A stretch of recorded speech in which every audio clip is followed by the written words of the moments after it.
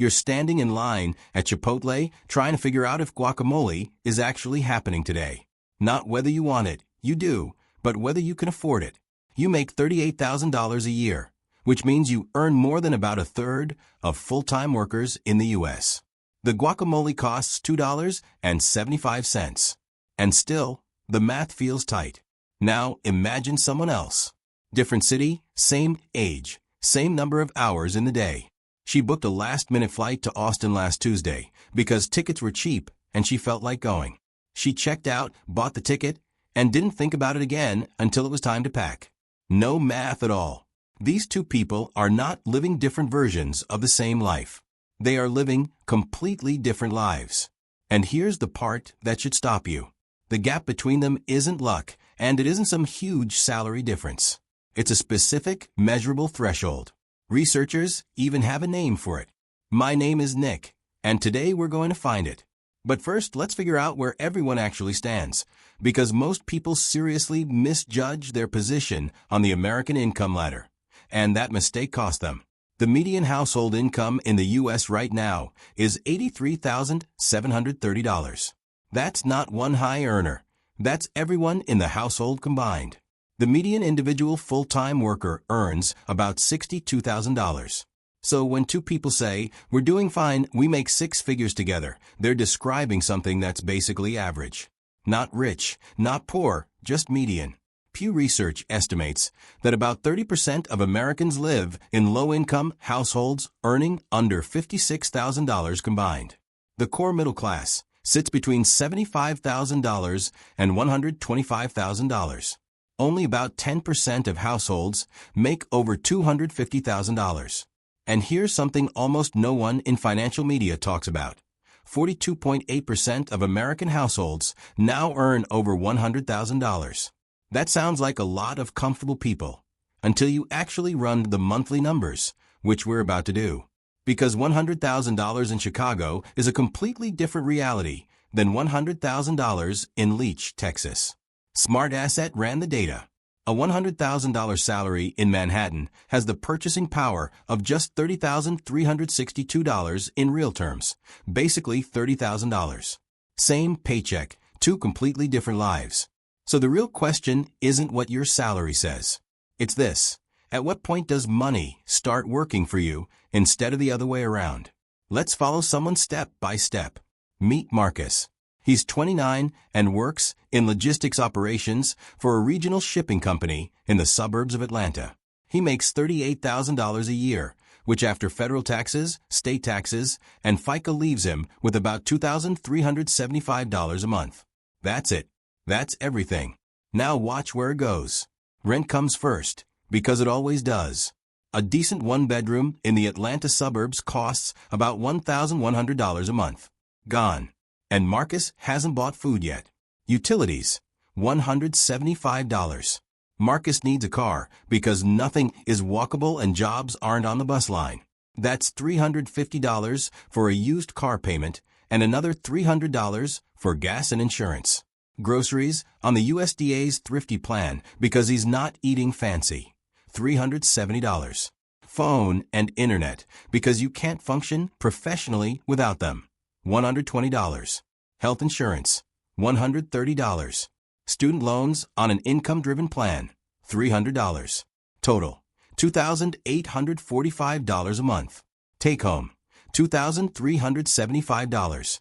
Marcus is spending $470 more than he earns every month, and that's before coffee, takeout, birthdays, or anything unexpected. This isn't bad budgeting. The math simply doesn't work. Here's what that actually feels like.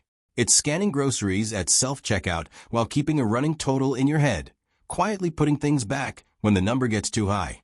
It's telling your friends you're not really hungry when they suggest going out, because that's less embarrassing than saying you can't afford it. It's debating whether your car can go another week without an oil change because $85 matters when you're already in the red. And the system has a very specific relationship with people like Marcus. Overdraft fees hit those who can't keep a balance. Payday lenders charge 300% APR to those who can't wait 2 weeks. Rent-to-own stores charge double retail to people who can't pay up front. The less money you have, the more expensive everything becomes. That's not a flaw, it's the business model. And Marcus is the ideal customer. Now let's say 5 years later, Marcus gets a promotion. He's earning $65,000. His take-home jumps to about $4,252 a month. For the first time, the budget can technically balance. He finally exhales. But costs rise too. Rent increases to $1,350 because he can afford something slightly better. Car payment, $400. Gas and insurance, $330. Groceries improve slightly to $430. Student loans, $400. Health insurance, $135. Phone and internet, $125. Now Marcus finally has some room for life, maybe $250 for a gym membership, occasional dinners, and one streaming service he actually uses. Total expenses, $3,610. That leaves $642. If he's disciplined, and he is, he puts $325 into a 401k to get the employer match. That leaves $317 for savings. At that rate, building a 3-month emergency fund of about $10,800 takes 17 months, assuming nothing goes wrong. But something always does. At $65,000, life feels fragile. It's finally being able to breathe. Then the check engine light comes on and the breathing stops. It's telling yourself you're doing okay because you're not overdrafting anymore, while knowing one bad month resets everything. It's upgrading from drowning to treading water, while everyone congratulates you on how well you're swimming. That $800 car repair? Marcus has $317 left each month. It would take 2.5 months to cover it if he stops saving completely. So he uses a credit card, not because he's irresponsible, but because the margin is too thin. And who benefits? Banks charging 24% APR on that balance. The system didn't change when Marcus got a raise. It just adjusted the trap. A few years later, Marcus changes companies and negotiates hard. Now, he's making $100,000. 6 figures, the milestone everyone treats like the finish line. His take-home is about $6,158 a month. That's roughly $2,000 more per month than he had at $65,000. Think about that. A $35,000 raise turns into about $2,000 a month after taxes. That's what it actually buys you. Now his budget looks like this. $1,800 for a decent place. Utilities, $225. Car payment, $500. Gas and insurance, $350.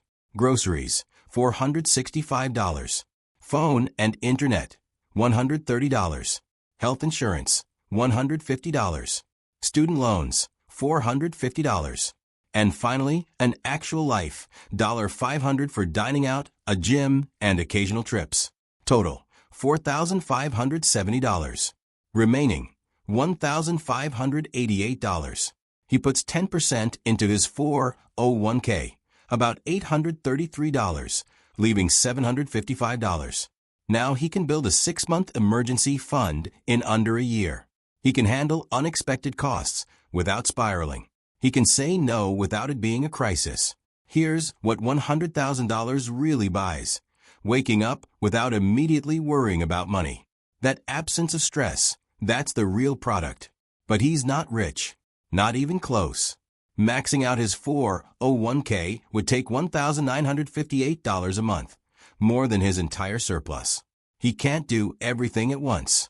And in more expensive cities, even this income isn't enough. A $100,000 salary is like being a strong swimmer in a current. You're not drowning anymore, but you're still swimming. Then Marcus reaches $150,000. His take-home is about $8,830 a month. Now the math finally starts working in his favor. Mortgage, $2,200. Utilities, $275. Car, $600.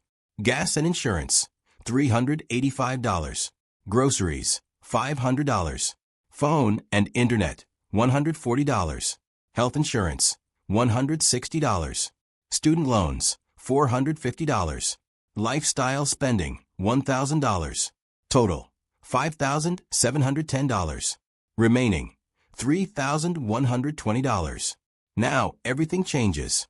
He can max out retirement accounts, invest more, and still have money left. He builds savings quickly. He can say yes to things. The question shifts from, can I afford this, to do I actually want this? That shift is everything. Here's what the data shows.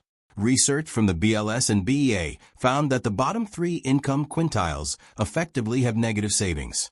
About 60% of Americans spend more than they earn when debt is included. Only the top 2 quintiles consistently save. Real wealth building doesn't start until around $100,000 to $150,000 in household income. Below that, money disappears as fast as it comes in. Above it, money starts to stay and grow. Think of it like this. At $35,000, every dollar is like a goldfish in a tank of bigger fish. It gets eaten quickly.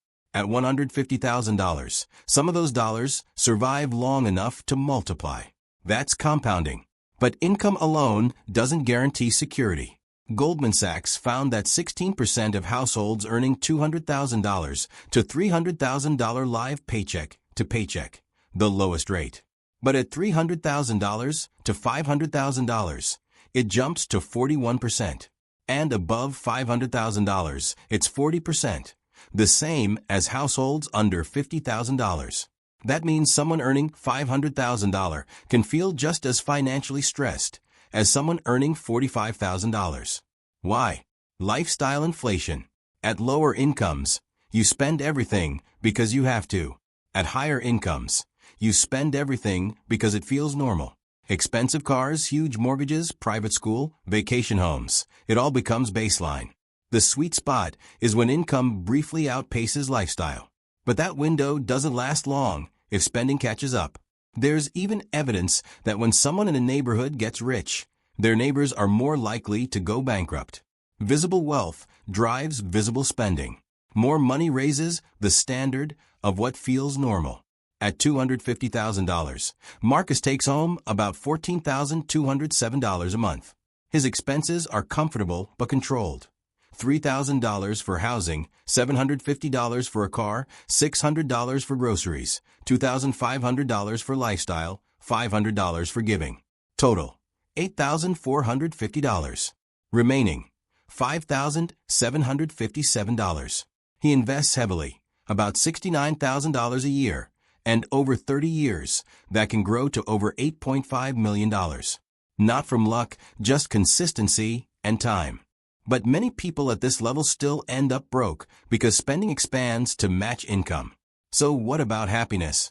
Research shows that for about 80% of people, happiness keeps increasing with income. But for the unhappiest 20%, it levels off around $100,000 to $110,000. Beyond that, money doesn't fix deeper problems. And then there's lifespan. Studies show the richest 1% of men live about 14.6 years, longer than the poorest 1%. That's not just quality of life, it's quantity of life. So here's the conclusion. The real threshold, the one backed by data, is around $100,000 to $150,000 in household income, depending on where you live. Below that, the system controls you. Above it, you start to gain control. But crossing that line isn't enough. Financial security comes from structure, keeping fixed costs below income and investing the difference over time. Your paycheck isn't the most important number. The gap between what you earn and what you spend is. So here's what to do right now. Open your bank account. Add up your fixed costs, rent or mortgage, car payments, insurance, loans, subscriptions, everything. Then compare that to your take-home income. That gap is the only number that really matters. If it makes you uncomfortable, that's a good thing. That's where change starts. And if it surprised you in a good way, you're already ahead. Because the people who build real wealth aren't just the highest earners. They're the ones who build the right structure. Marcus started with guacamole math. The question is, where are you starting? And what are you going to build from here? If this changed how you think about money, subscribe. There's more coming.